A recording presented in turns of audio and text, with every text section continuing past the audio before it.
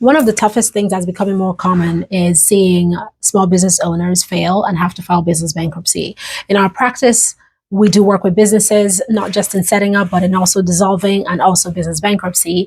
And more, I see business owners, especially service providers, who are struggling to keep their businesses alive. Of course, we know that the economy and times are affecting what is happening in businesses. But I also notice certain mindsets and certain mistakes that are contributing to the increase of bankruptcies for your business.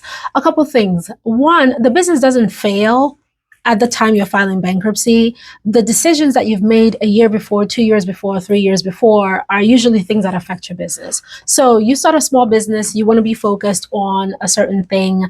However, you haven't put a strategic plan in place. You haven't done your financials and projections. You really haven't taken the time to try to understand how to sustain the business, not just how to get started, but how to sustain it.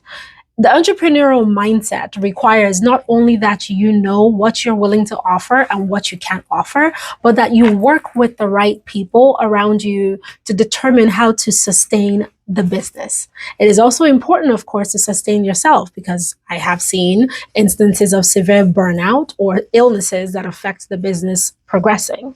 So, a few things to think about as you're starting, planning your business, hoping to keep it for the next few years. Definitely self-care, self-care, self-care, self-care. Because if you are not healthy, if you are not balanced, your business is not going to make it. So as much as you're thinking you need to keep the business going, you need to make sure you keep yourself going as well. Secondly, do not make emotional decisions. Think strategy all the time. Your business requires you to come with a strategic perspective on creation, sales, marketing, sustainability, hiring. All of that needs to be done with a very strategic mindset, not an emotional one, not necessarily a relational one, but a very strategically focused mindset.